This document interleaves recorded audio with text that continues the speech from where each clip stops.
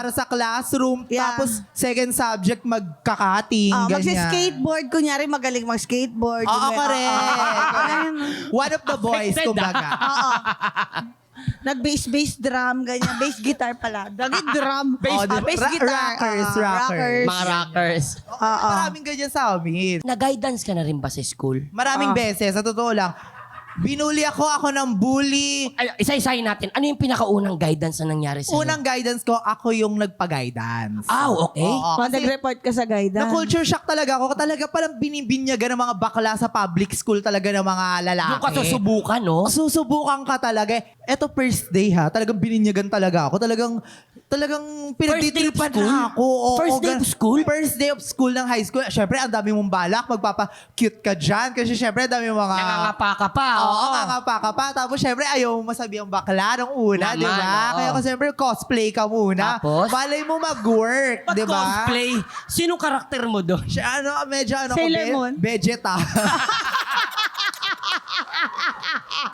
Sana lagi ka na. Di ba sa'yo may mata dito? May letter M. Ako yung si Bad Vegeta. Ganon muna ako. Wala talagang, Diyos ko, Pero bulma parang ako mas piccolo ko, ma. Piccolo. Piccolo. Okay. Loka. So, ayun, ending, nabukayo ako ng mga lalaki at mga babae. So, syempre, ayun, pinagtripan na ako. Mga siguro 2 days, 3 days, na-imbier na ako. Pina-guidance ko na. Nagtigil naman. So, paano naman nung ikaw?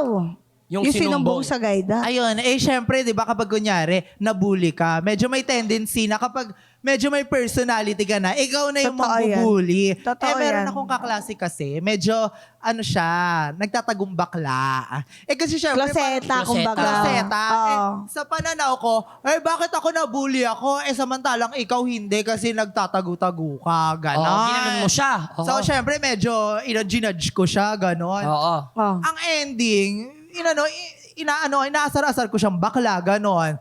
Out Hindi naman, loud. hindi naman umabot sa pisikalan, kumbaga. Oh. Nagkaaway lang kami. Tapos nung nagkatalakan na kami, pina-guidance niya na ako. Ayan na. So, ako na yung natalakan ngayon. So, hanggang sa medyo, ayun na, natututunan ako na hindi mantalak ng mga kaibigan, yung mga prena-prena kong bakla. So, ayun. So, naging kaibigan mo tong pinag-guidance Actually, mo? lahat naman nakaaway ko naging kaibigan ko eh. Sa totoong buhay lang. Kasi parang feeling ko naman, yun yung isa sa mga pinaka naging, kumbaga, learning curve Yeah, ko. totoo. Meron siyang parang core memory yun sa'yo, May no? tinuro sila sa akin. May kumbaga. turning point. Oo. Yeah. Either ako ng away or akong inaway. Kadalasan nagiging chika ko eh. Kasi isang community lang din naman kayo, di ba? Tapos, pag gano'n nag-aaway na kayo, mas real na kayo sa isa't isa. Oo. So, Totoo. At natutunan namin sa yearbook mo, sino may mga yearbook? May Ay, mga mga nakaranas ba ng yearbook? yearbook Oh my dito? God. I Ako, love di ko pa yearbook. naranasan yun. Wala kayong Hindi yearbook? ko naranasan yung yearbook. Anong government kayo? Anong sakay kayo ng ano? Basta, wala ko naranasan yun. Ba't wala kayong pondo sa yearbook? Masaya. Yung sa yearbook niya kasi sabi niya daw, I want to be a professional Nagsusulat sa yearbook, entertainer. ganyan. Hindi, ipiprint doon picture mo, toga picture, tapos yan yung mga name, ganyan, ganun po and pala what's your dream in life. Yes. And what's your motto? So, ano naging wala motto kami mo? motto eh. Pero ang ambition, yung mga ganon. Gusto mo, Yan. ang akin, to be a professional entertainer.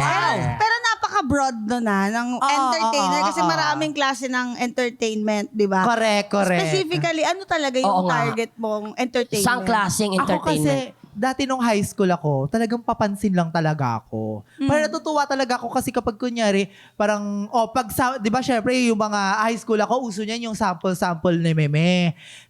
Pinapagawa nila sa akin yun. Tapos syempre, naaaliw ako. So sabi ko parang, ay, pwede ako maging entertainer. Ayoko ilagay kasi yung artista sa yearbook. Parang masyadong ambisyosa. Saka kachipan, Direkta artista. mo. Correct. Kachipan, professional entertainer. Mas maganda pakinggan. Kachipan! Oo. Hindi, totoo yun. Gusto ko maging artista. O di ba ang cheap? Nakakahiya. Pero goal mo yun, okay lang yun. Ang ano mo, dapat kampi tayo Alam mo, eh. dapat kami kami, ang pangit. So, yun, nilagay ko entertainer. Tapos nun, ang nangyari, sabi ko, ima-manifest ko to.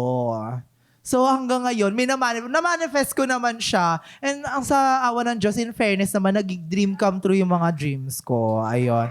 Hala, thank you so much. Salamat